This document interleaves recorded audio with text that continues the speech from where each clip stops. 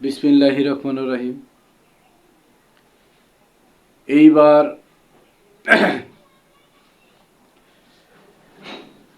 আমার দয়ালের একটি বিষয় নিয়ে আমি আলোচনা করব। ভুল ত্রুটিতে সবাই ক্ষমা করবেন। আলোচনায় যাওয়ার আগে সবার কাছে অনুরোধ করছি, আমার এই চ্যানেলটি সাবস্ক্রাইব করুন, লাইক দিন, শেয়ার দিন, পাশে থাকুন। আলহামদুলিল্লাহ, সকলের জয় হোক, মঙ্গল হোক।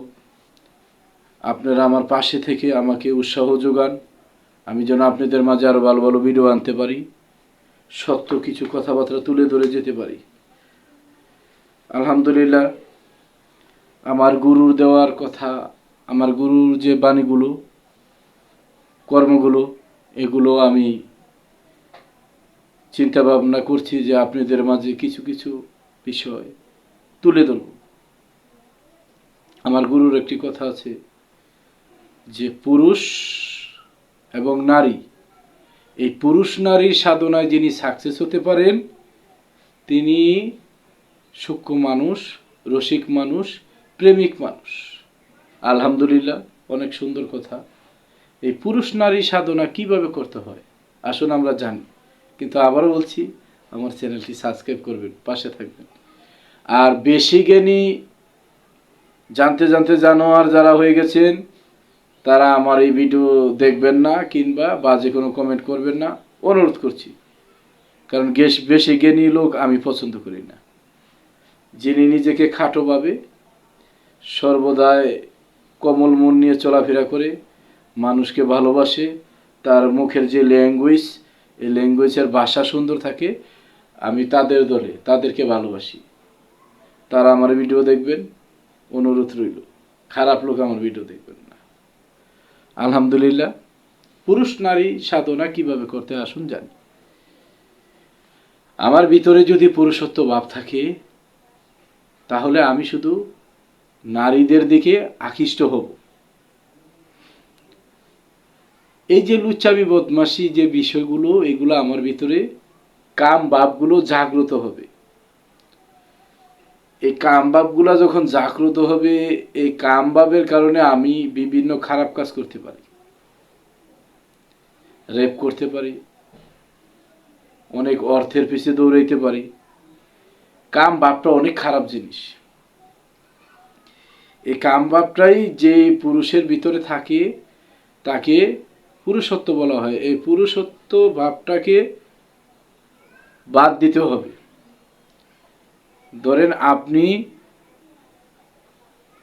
500 নারী মাঝখানে বসে কথা বলছেন, আপনার ভিতরে যদি পুরুষত্ব ভাব থাকে, কাম ভাব থাকে, আপনি কথা বলতে পারবেন? আপনি টাং টাং ওই দাঁড়িয়ে গেছে মদন রাজা। মদন রাজাকে সাধনা করতে হবে। এই ভিতরের যে কাম ভাবটাকে দমন করে দিতে হবে।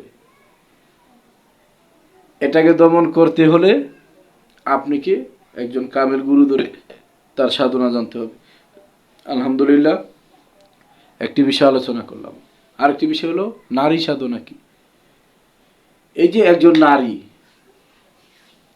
তার ভিতরেও এই নারীত্ব স্বভাব আছে, কামের স্বভাব আছে। এই সেক্সুয়ালি যে ভাব, নারীর ভাব, নারীর যে শরীরের সেক্সুয়ালি, এটাকে দমন করতে হবে। একজন কামেল গুরুর হাতে হাত রেখে তার এই কাম ভাবকে দমন করতে হবে। এইখানেও একই বেশি বিষয়গুলো আসবে। যদি একটি নারী সে বুঝে আমি একজন নারী, সে কিন্তু 500 পুরুষের সামনে বসে কথা বলতে পারবে না। ওই ভাবটা তার ভিতর থেকে ছিঁড়ে ফেলে দিতে হবে। আমি নারী না, আমি আল্লাহর সৃষ্টি। আমি পুরুষ না, আমি শুধু আল্লাহর সৃষ্টি। 18,000 মাখলুকাতের ভিতরে নারী পুরুষ, এই পশু পাখি, এগুলা তো আল্লাহ বলে দেননি, আমরা এসে পার্থক্য তৈরি করেছি। আমরা সব আল্লাহর সৃষ্টি। এই দুনিয়া যা কিছু নাম দাম যা কিছু আছে সব মানুষের সৃজন। এই কারণে লালন সাহেব গান বলেছে, আল্লাহ হরি ভজন পূজন, সকলই মানুষের সৃজন, আল্লাহরই ভজন পূজন। সকলই মানুষের সৃজন, আচানক চিনাই কখন, জ্ঞানেন্দ্রিয় না সম্ভবে। আপনার আপনি ফানা হলে সে বেদে জানা যাবে। আপনি আগে নিজে ফানা হন। ফানা হলে দেখবেন আপনি পৃথিবীতে আপনার কোনো জাত ধর্ম আপনার কোনো কিছু নাই। আপনি একটি সৃষ্টি। আপনি জন্মিয়েছেন, আপনার মৃত্যু আছে, এটাই সত্য। লালন আরেকটি গানে বলেছে, পুরুষ নারী বাপ থাকিতে পারবি না গৌর বাপ রাখিতে। ও দরদি পুরুষ নারী স্বভাব থাকিতে পারবি না গৌর বাপ রাখিতে। ও দরদি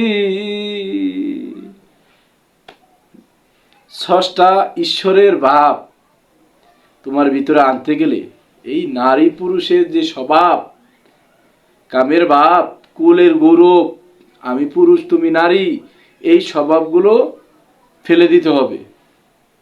আমরা সবাই সৃষ্টি, একত্রে মিলেমিশে থাকবো, আল্লাহর উপাসনা করব, এটাই আলহামদুলিল্লাহ। সকলে ভালো থাকবেন। জয় গুরু। সকল মানুষের, সকল সৃষ্টির কল্যাণ হোক। আলহামদুলিল্লাহ। আমার এই কথাবার্তায় ভুল ত্রুটি থাকলে মাথা থেকে জেরে ফেলে দিবেন, কোনো বাজে মন্তব্য করবেন না। জয় গুরু। সবাই ভালো থাকবেন।